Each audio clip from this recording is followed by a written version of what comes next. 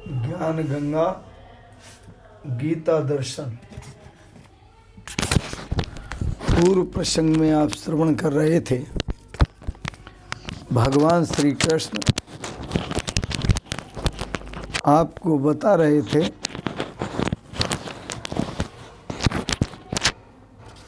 मैं पृथ्वी में स्थित होकर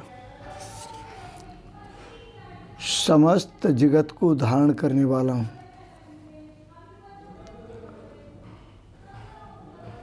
और चंद्रमा में स्थित होकर समस्त औषधियों का पोषण करने वाला हूँ।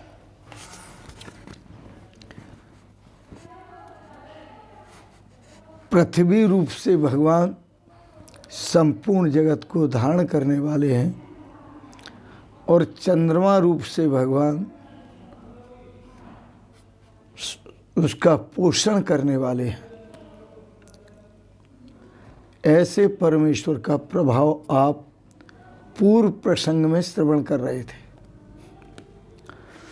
आज के प्रसंग में आप श्रवण करेंगे भगवान का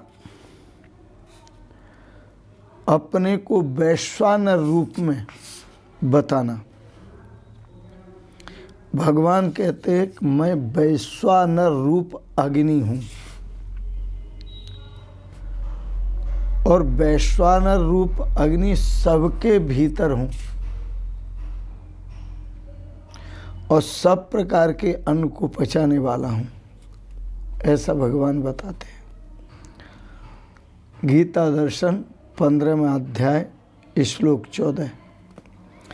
अहम वैश्वानरो भूत्वा प्राणिनां देहमाश्रितः प्राणापान समायुक्तः पचाम्यन्नं चतुर्विधम्। भगवान श्री कृष्ण कहते हैं अर्जुन, मैं ही सब प्राणियों के शरीर में स्थित रहने वाला, मैं सब प्राणियों के शरीर में स्थित हूँ और सब प्राणियों के शरीर में स्थित रहने वाला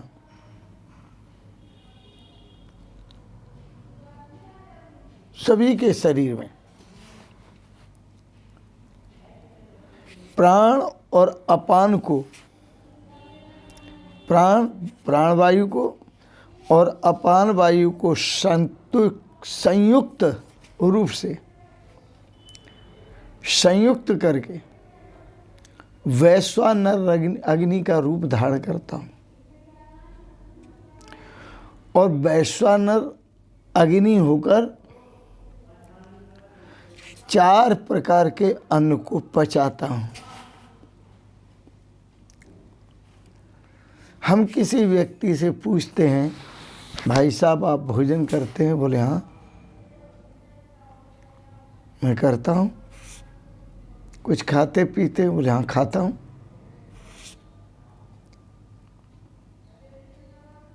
तो पचाते भी हैं? बोले हाँ पचाता भी हूँ। लक्कड़ हजम पत्थर हजम जो खाता हूँ पचाता हूँ। यह व्यक्ति का कोरा अभिमान है, न तो वह खाता है न वह पचाता है। भगवान कहते हैं पचाम्य अन्नम चतुर्विधम, 4 प्रकार के अन्न को मैं पचाता हूँ। आप यदि इतना ही समझ लें कि आप 4 प्रकार के अन्न की आहुतियाँ देते हैं और मुख रूपी कुंड में देते हैं और वो आहुतियाँ सभी परमात्मा को प्राप्त होती हैं, तो वो 4 प्रकार का अन्न परमात्मा स्वयं पचाते हैं। 4 प्रकार का अन्न कौन है? तो सबसे पहला अन्न है भक्ष्य। भक्ष्य किसे के? भक्ष्य दूसरे प्रकार का है भोज्य और तीसरे प्रकार का है लेश्य और चौथे प्रकार का नैचोष्य। पहले भक्ष्य की बात करते हैं। जो चबा चबा कर खाया जाए उसे भक्ष्य कहते हैं। जैसे रोटी है,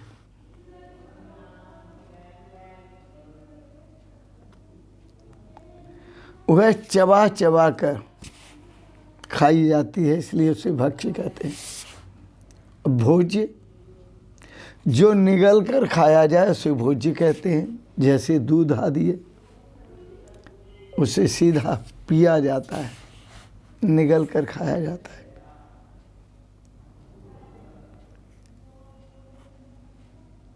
तो भोज्य,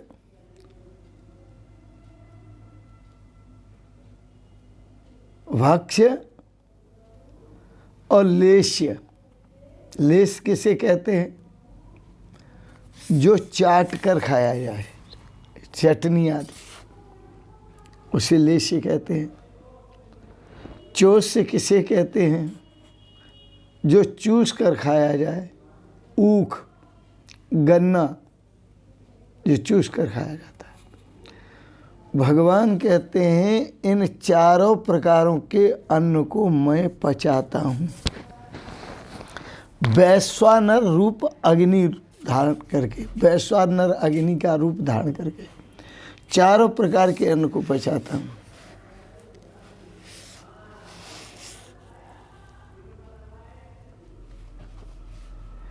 विचार के द्वारा बुद्धि में रहने वाले संशय, विपर्य आदि दोषों को हटाने का नाम अपोहन है। ये दोष हटा देना चाहिए। ये आपका व्यर्थ का अहंकार है कि मैं खाता हूँ, मैं पीता हूँ, मैं चलता हूँ, मैं देखता हूँ, मैं सुनता हूँ, मैं सोचता हूँ, मैं सूंघता हूँ, मैं स्पर्श करता हूँ। ये सब आपने अपने में आरोपित कर लिए। वस्तुतः इनमें कोई भी काम आपका नहीं है। जब प्रकृति अपने गुणों में बरतती है और तुम समझते हो कि मैं करता हूँ, गुणा गुणेषु वर्तन्ते, जो ज्ञानी जन हैं वो ये जानते हैं कि गुण गुणों में बरतते हैं। इति मत्वा न सज्जते, ऐसा समझकर वो कभी बंधन में नहीं आते। तो अहम वैश्वानरो भूत्वा प्राणिनाम देहम आश्रित, जो देहधारी प्राणी हैं उन समस्त देहधारी प्राणियों के प्राणिनाम देहम आश्रित है। सब प्राणियों के शरीर में स्थित रहने वाला मैं, भगवान श्री कृष्ण कहते हैं, सब प्राणियों के शरीर में स्थित रहने वाला मैं, प्राण और अपान को संयुक्त करके वैश्वानर अग्नि का रूप धारण कर या वैश्वानर अग्नि का रूप होकर जितनी भी आप आहुतियाँ देते हैं सब स्वीकार करता हूँ, सब ग्रहण करता हूँ, सब पचाता हूँ। 4 प्रकार के अन्न को पचामी चतुर्विधम अन्नम, मैं 4 प्रकार के अन्न को पचाता हूँ और आप कहते हो कि मैं खाता हूँ, मैं पचाता हूँ।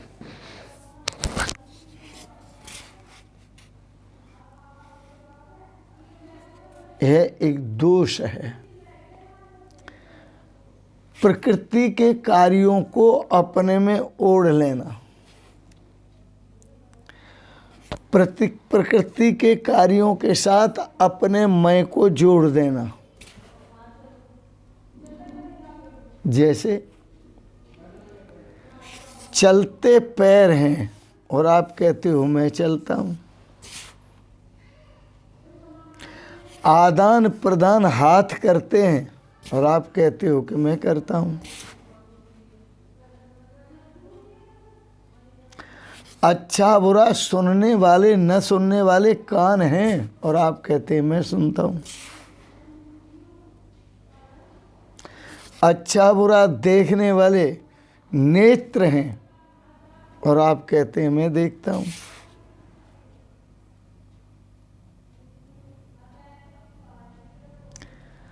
अच्छा बुरा सूंघने वाली नासिका है और आप कहते हैं मैं सूंघता हूं। अच्छा बुरा खाने वाला ये मुख है और आप कहते हैं मैं खाता हूं।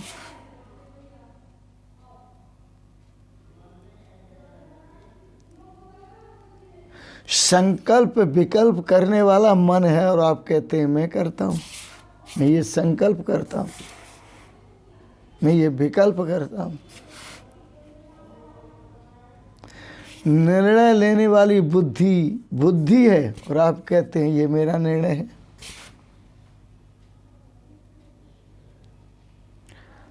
आपको कहाँ तक समझा जाए और समझाया जाए, आप जहां देखो वहीं पर अपना मैं चिपका देते हैं, जबकि तुम्हारे मैं का वहां कोई काम नहीं है। अब यहां भी आप मैं चिपका दे, मैं खाता हूं, मैं पीता हूं, मैं चूसता हूं, मैं निगलता हूं।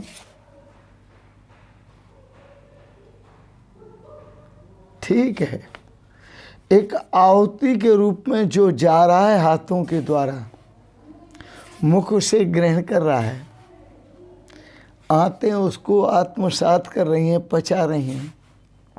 आंतों में जो अग्नि है वह वैश्वानर अग्नि रूप में भगवान स्वयं पचाते हैं। तो हाथों में जो सामर्थ्य है वो भगवान की है। इसका मतलब ये हुआ कि भगवान ही स्वयं उठाते हैं। मुख में जो सामर्थ्य है चबाने की, ग्रहण करने की, वो भगवान की है। भगवान ही चबा रहे हैं, भगवान ही ग्रहण कर रहे हैं। निगलने की, गले में जो सामर्थ्य है वो भगवान की है। रसना में रस लेने की जो सामर्थ्य है वो भगवान की है। आंतों में जो पचाने की सामर्थ्य है वो भगवान की है। आपका इस समय क्या काम है? और आंतों से विसर्जन करने की जो सामर्थ्य है वो भी भगवान की है, आपकी कोई सामर्थ्य नहीं। जो विसर्जन मलमूत्र होता है न तो आप उसको रोक सकते हैं और न आप उसे बुला ही सकते हैं। बोलो, जब लैट्रिन बाथरूम नहीं आता है तो डॉक्टर के पास जाना, हॉस्पिटल में भर्ती होना पड़ता है। जब भूख नहीं लगती है तो दवाइयों का सहारा लेना पड़ता है, हॉस्पिटल में भर्ती होना पड़ता है। तुम्हारा क्या काम है? और तुम होते हो लेकिन पचा नहीं सकते, भूख बुला नहीं सकते, नींद बुला नहीं सकते, तुम्हारे बस का कुछ नहीं है। इसलिए भगवान श्री कृष्ण कहते हैं कि मुझे समझो। पूर्व प्रसंग में कहा गामा विश्च भूतानि धारयामम ओषः पुष्णामि सौषधि सर्वा सोमो भूत्वा रसात्मक। आप किसी पौधे को पानी दे आते हैं और कहते हैं देखो ये पौधा हमने लगाया था, आज फल दे रहा है। क्यों भाई, तुमने लगाया था? ये सोच तुम्हारी थी, सोच में सामर्थ्य तुम्हारी थी। हाथों ने पानी दिया, उसमें सामर्थ्य तुम्हारी थी। पैर चल के गए थे, वो क्या तुम्हारी सामर्थ्य से गए थे? विचार नहीं करते। विचार करके देखो प्यारे, जगत बना है मन से। विचार करके देखो प्यारे, जगत बना है मन। यह संसार स्वप्न में रचता, तुरियापन चेतन से। तुम तो देखते हो जितना भी, जो कुछ भी, वो सब स्वप्न देखते हो। वस्तुतः प्रकृति अपने आप में बरतती है, और इस प्रकृति में जो सामर्थ्य है वह भगवान की है, बरतने की सामर्थ्य। गुणा गुणेषु वर्तन्ते, गुण गुणों में बरतते हैं, और ये बरतने की जो सामर्थ्य है वो भगवान की है। इसलिए आप सदा अकर्ता हैं, आप सदा अभोक्ता हैं, आप कुछ नहीं करते। विचार करके देखो प्यारे, जगत बना है मन से। यह संसार स्वप्न में रचता, तुरियापन चेतन से। और ऊंच नीच यौन को भोगे, पाप पुण्य कर्मन से। जो आप कर्म करते हैं, अच्छे कर्म करते हैं तो उच्च योनियों को प्राप्त होते हैं। नीच कर्म करते हैं तो नीच योनियों को प्राप्त होते हैं। गति कर्म से है।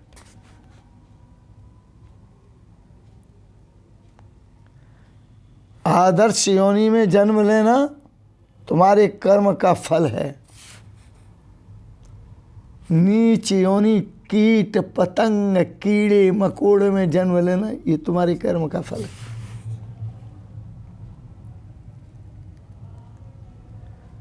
भगवान किसी के दुश्मन नहीं है जो किसी को नीचे योनि में पहुंचाएंगे, और किसी के मित्र भी नहीं है जो किसी को उच्च योनि में पहुंचाएंगे। भगवान किसी के साथ भी दो तरह का व्यवहार नहीं करते। भगवान ने एक कानून बनाया,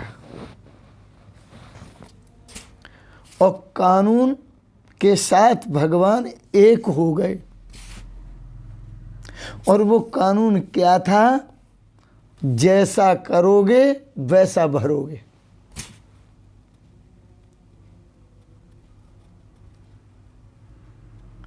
जैसे जैसे कर्म करोगे, जैसे कर्म करो मन मेरे, तैसे ही बेल बंधेंगे तेरे। तैसे तैसे बंधन होंगे।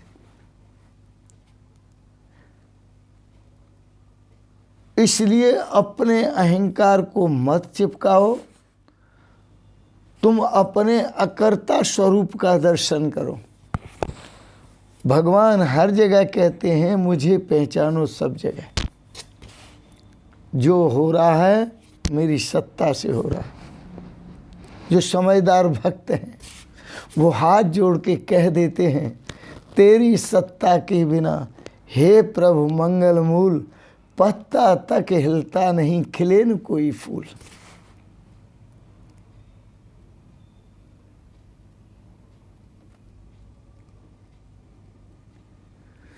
किसी की क्या सामर्थ्य है जो ब्राह्मणों की सृष्टि करे, क्षत्रियों की सृष्टि करे, वैश्यों की सृष्टि करे, शूद्रों की सृष्टि करे? तुम्हारे पास ये हाथ है। मैं एक उदाहरण देता हूँ। ये हाथ है। जब ये हाथ भगवान का पूजन करते हैं,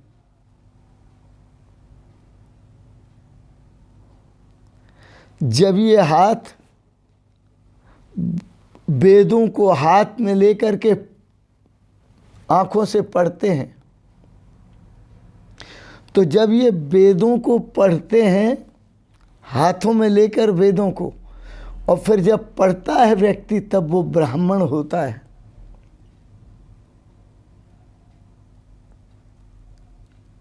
क्योंकि वैदिक ज्ञान का उच्चारण कर रहा है। और वही व्यक्ति जब उस वेद की रक्षा ये हाथ करते हैं, उसके यही हाथ जो वेद को पकड़े हुए थे, जब वेदों की रक्षा करते हैं और अपने पूरे शरीर की रक्षा करते हैं ये हाथ, तब ये क्षत्रिय कहलाता है। और यही हाथ दुकान पर बैठ करके जब व्यापार करते हैं, तब वह वैश्य कहलाते हैं। यही हाथ जब लैट्रिन साफ करते हैं, तब ये शूद्र कहलाते हैं। इसका मतलब हुआ कि यदि कोई शूद्र है तो वह कर्म से सिद्ध होता है, यदि कोई वैश्य है तो वो भी कर्म से सिद्ध होता है, यदि कोई क्षत्रिय है तो वह भी कर्म से सिद्ध होता है, और कोई ब्राह्मण है तो वह भी कर्म से सिद्ध होता है।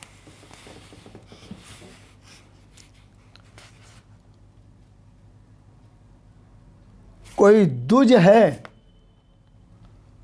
तो द्वाभ्याम संस्काराभ्याम जायते द्विजः, जिसके 2 संस्कार होते हैं उसे द्विज कहते हैं।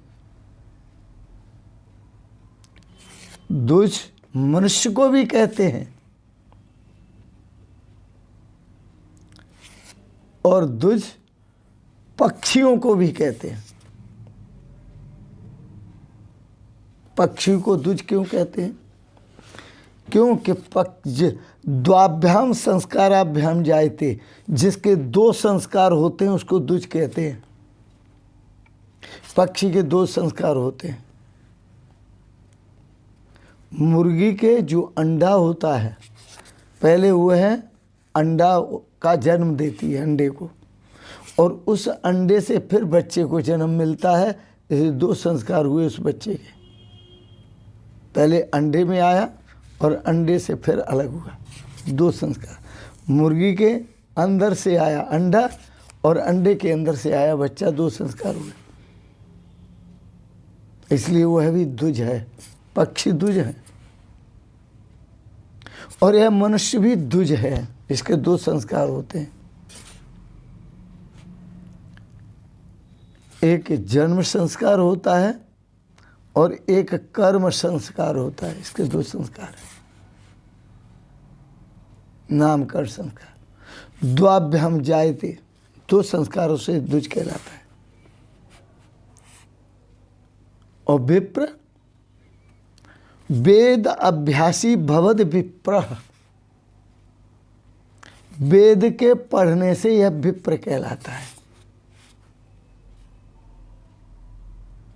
विप्र पूज्य अर्ष गावं संता, जो विप्र है वेदों को पढ़ने वाला, वेदों का ज्ञाता, वेदों का ज्ञानी, वेदों को समझने वाला, वैदिक धर्म को समझने वाला, विप्र पूज्य अर्ष गावं संता, वह विप्र पूज्य है। क्यों? कि वह पूरे समाज का वैदिक रीति से मार्गदर्शन करता है, वह सबको शिक्षा देता है, अच्छी शिक्षा, सतमार्ग बताता है, सबको सतमार्ग पर लाता है। कान को, आँख को, मुख को, हाथों को, पैरों को सत शिक्षा दे करके सतमार्ग पर चलाता है। इसलिए विप्र पूज्य, वह ज्ञान ही पूजनीय है।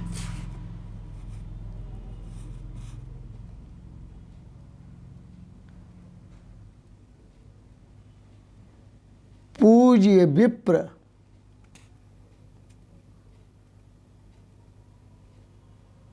शील गुणहीना, ज्ञान में कोई शील नहीं है, कोई गुण नहीं है, ज्ञान गुणातीत है। जिससे सबका उद्धार होता है, वो ज्ञान वंदनीय है। इसलिए भगवान श्री राम ने स्वयं देखा, महर्षि वाल्मीकि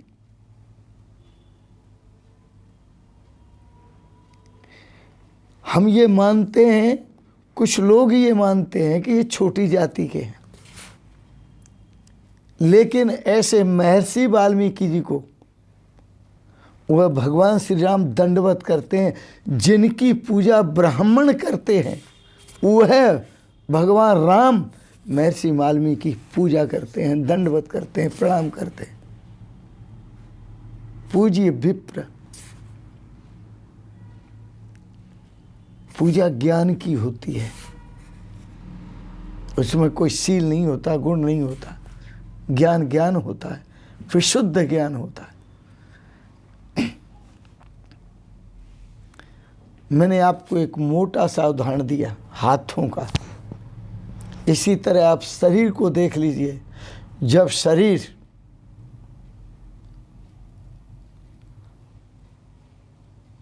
स्वाध्याय रत हो, वेदों का, उपनिषदों का, रामायण का, भागवत का जब स्वाध्याय कर रहा हो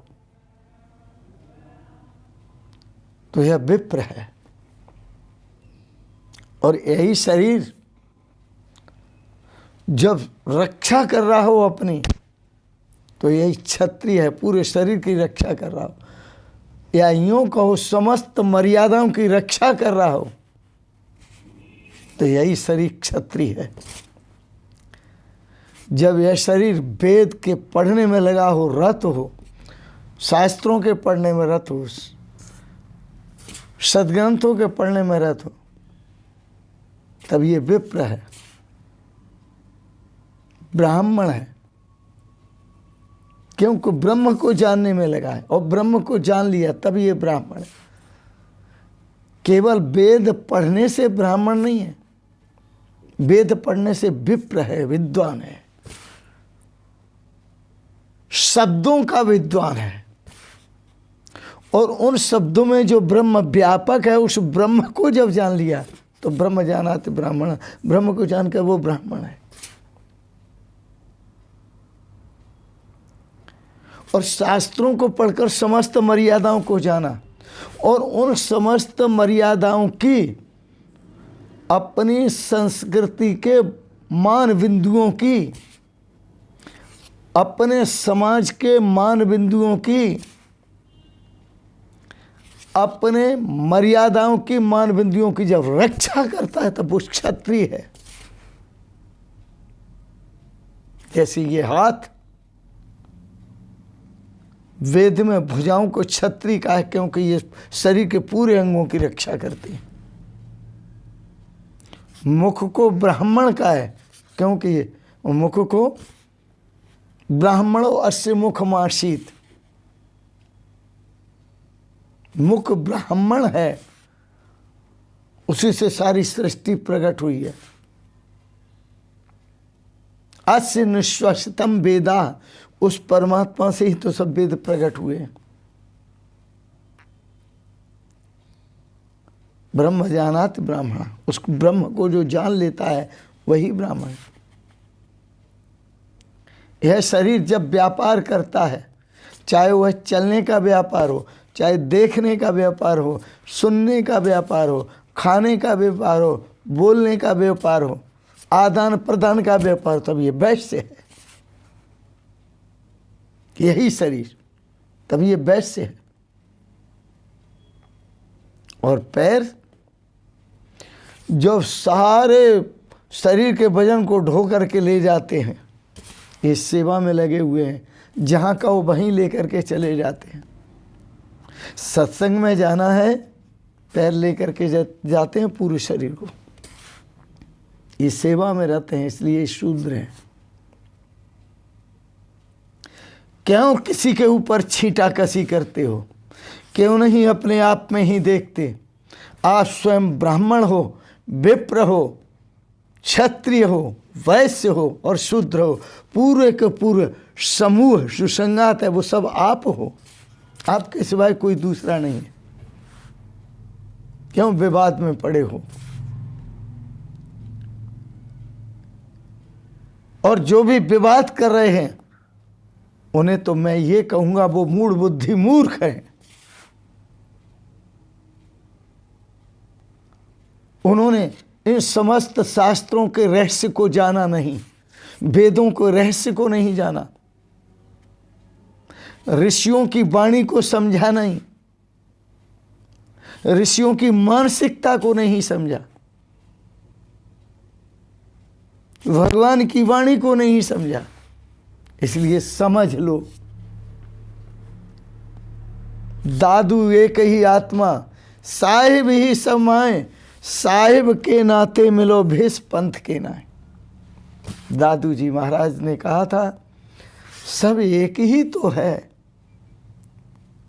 यहाँ कोई छोटा नहीं है, कोई बड़ा नहीं है, सब परमात्मा का स्वरूप है। मैं सभी को परमात्मा स्वरूप देखता हुआ उनके पावन श्री चरण कमलों में सादर प्रणाम करता हूँ। आप सबके प्रति अनंत मंगलमयी शुभकामनाएं करता हूँ। गीता पर विचार आपको भाव अच्छे लगे, इनको सब्सक्राइब करें, लाइक करें, शेयर करें। और इन शब्दों के साथ साथ ही मैं आपका वंदन करता हूँ, अभिनंदन करता हूँ और आपके परम पावन श्री चरण कमलों में बारंबार प्रणाम करता हूँ। ओम शिवोहम शिवोहम शिवोहम।